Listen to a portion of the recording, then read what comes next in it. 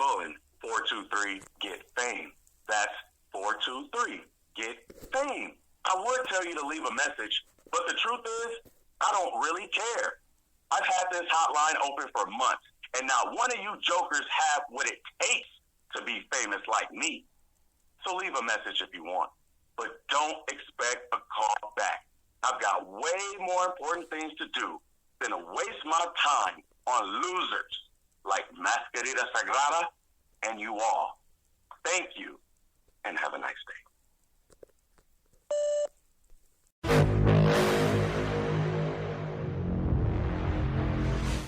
Hey there, folks, and welcome back to the Grave Consequences podcast. My name is Caleb Baldwin. You can follow me on Twitter at IamCalebB.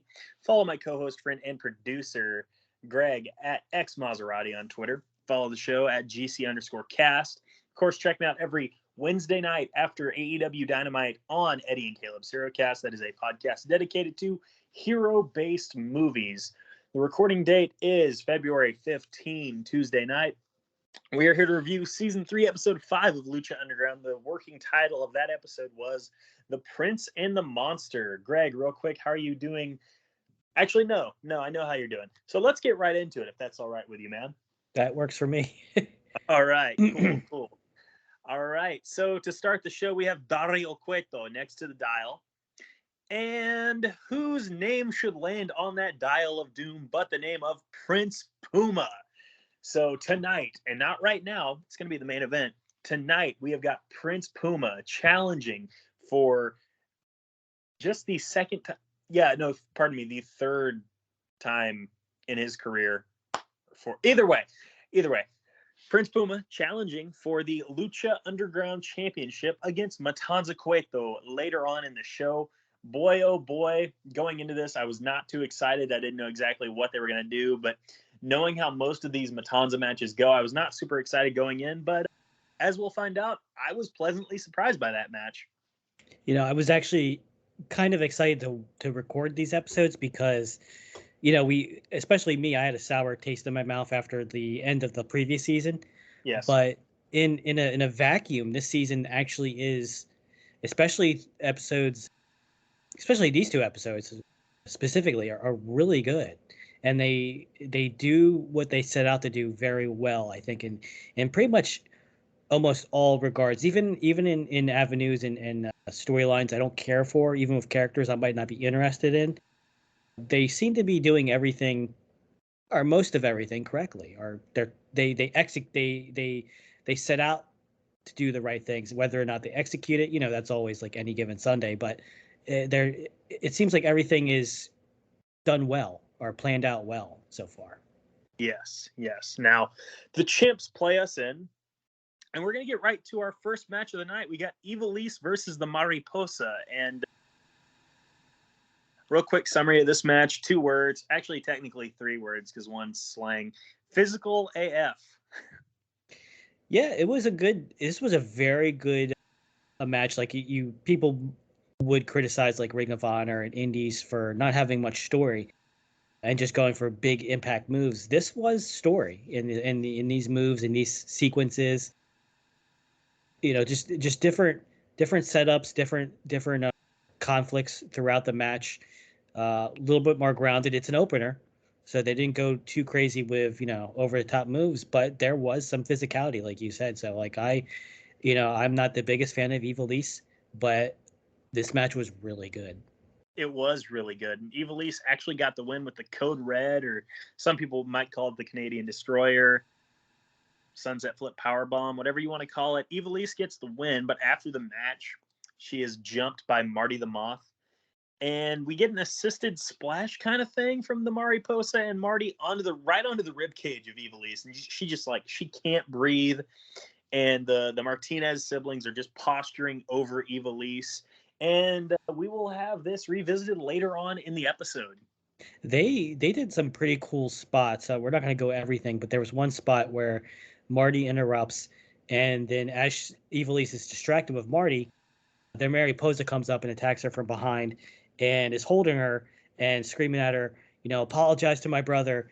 And Marty's shouting at her, tell me you love me, you know. So they're expanding upon insanities of both characters. You know, she's entitled princess, broken princess. He's just one of those really sexually creepy guys that's just, you know, you can feel bad for him because they want love, but the way they execute it, the way they go about it is not really love. It's wrong, and it's, you know, perverted. It's, you know, a little bit rapey.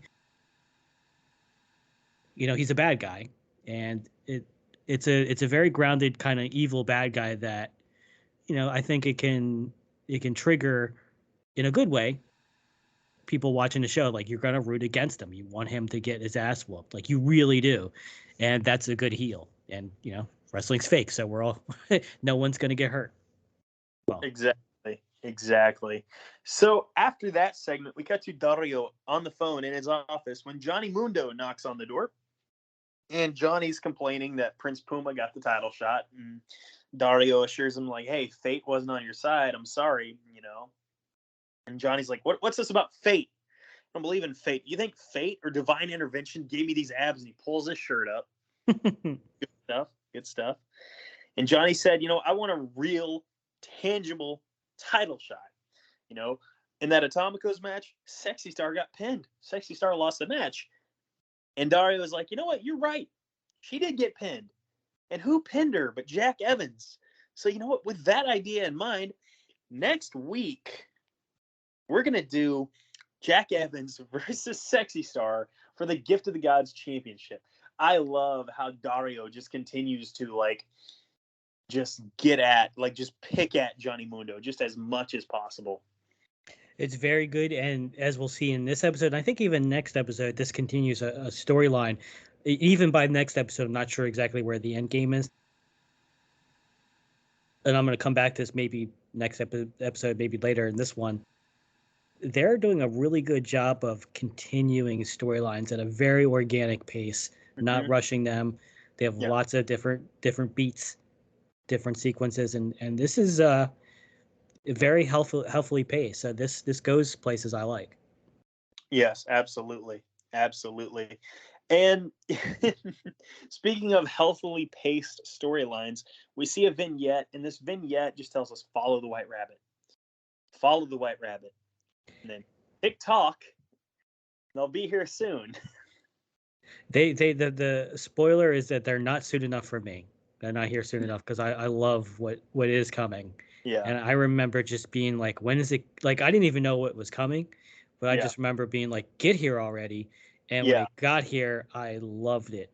So when I saw the TikTok flash across the screen, of course, I knew who Killer Cross was. Spoiler alert. I knew who Killer Cross was in 2016, but I was one of probably very few, if I can be honest with you. But now, you know, if you're watching in retrospect, you see that TikTok, you're like, oh, that's probably a Cross thing we got going on here. And maybe it is, maybe it's not. Probably is, though. Yeah, I remember at the time, you know, seeing some spoilers talking about him, and I think he originally came from TNA. No, this was actually Killer Cross's first big, like, this was probably his TV debut. So he's an indie guy before this?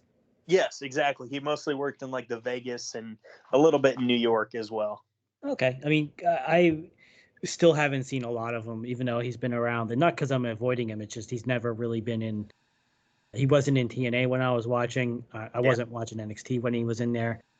What I seen of him in Lucha Underground, the only thing I'd say is I wanted more.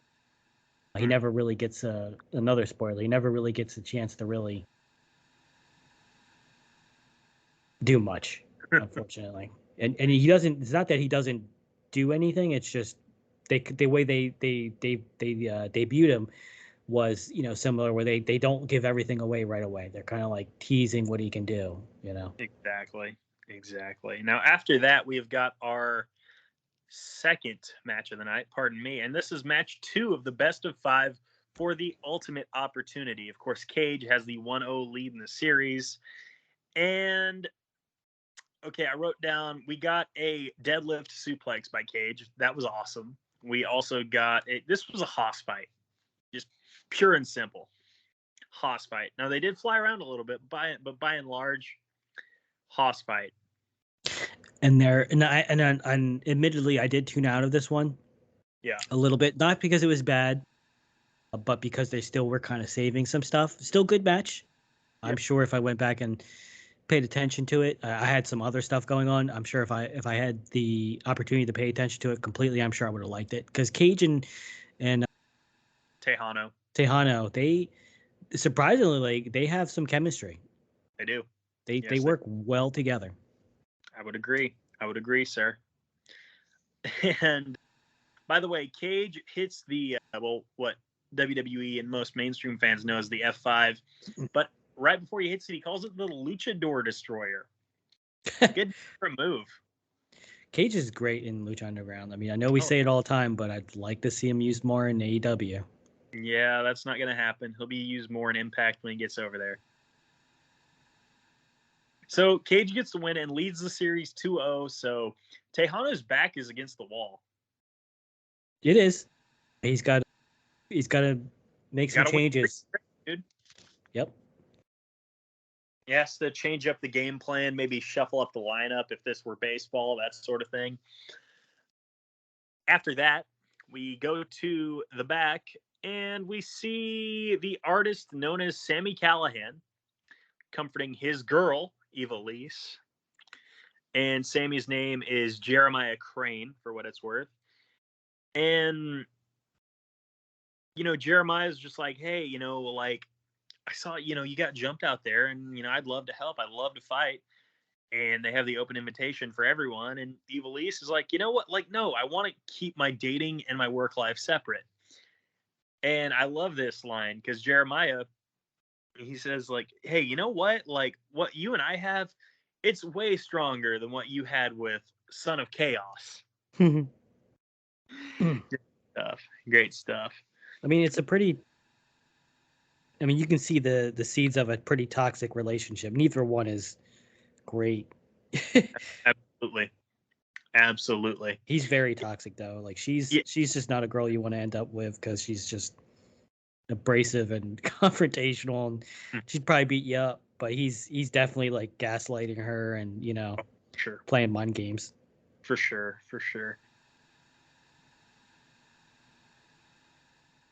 Oh, by the way, Jeremiah's like, hey, how about we, hit the bar, get some drinks, blah, blah, blah. Or I think Ivelisse pitches it, actually. She does. She does. And Jeremiah pulls out his flask and says, well, why not? He's like, why wait? And then Ivelisse says, well, I guess I'm driving. Yeah, he's not an ideal boyfriend, I would assume, but she's the type that's probably in character, not in real life, but in character, she's playing the type of woman that is attracted to. Yeah. That kind of personality, unfortunately for the character of Ivelisse. Absolutely. And now we cut to our main event. Of course, Matanza versus Prince Puma for the Lucha Underground Championship. I didn't write a lot of notes down here on this match, but they've kind of like beat this over our heads since like the middle of the second season. But this title and these prizes, they are secondary to Matanza, because the first thing Matanza does when he gets in the ring, he throws the belt down.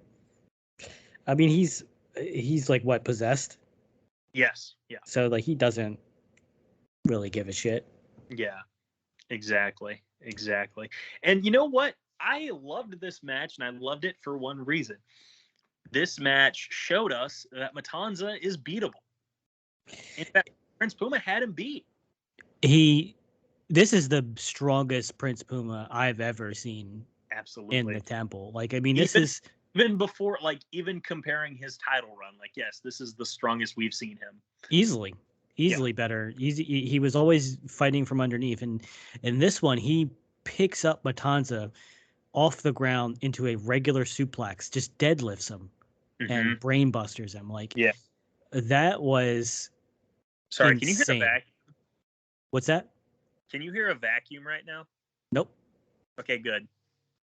No, he deadlifts him into a suplex, just in the capture suplex style, just lifts him off the ground and brainbusters him. I can't emphasize how hard that must have been because Matanza's, it's Jeff Cobb, and he may not be the tallest guy in the world, but he's a thick boy, stocky. He's got some low center of gravity, so I was worried he'd pull his back out. But this is these spots were great. I don't know anyone that would not enjoy this match. It was probably one of my favorite matches in all of Lucha Underground.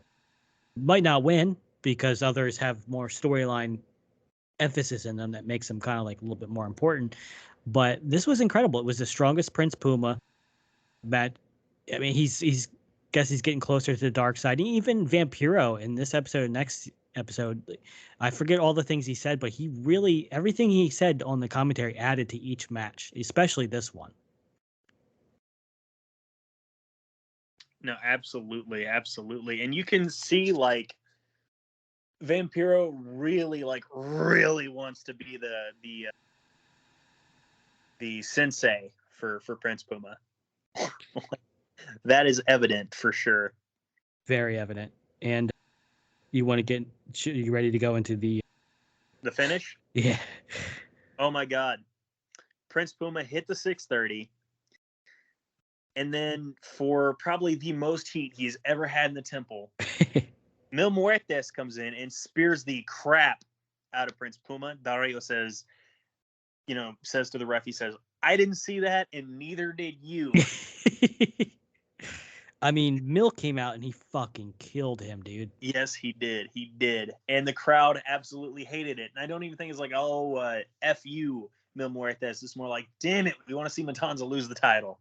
And you know what the crazy thing is it wasn't even like one of those really contrived like run-in distraction finishes. No. Mil has a good reason for wanting to fuck over Puma right now because Puma's been pushing his buttons for the last couple episodes. Yeah. I mean, if he wanted to hurt Puma, this was the opportunity to cost him a title shot right when he had it won. To cost him the title, yeah. He was going to be a 2-time Lucha Underground champion. So this made perfect. It was deserved. It was perfect sense. It keeps everybody strong. You know, it gets the heat on the right people. Like I said, these are some like really like textbookly like these are well done episodes. Yes, absolutely. Also, Flatliner on Prince Puma.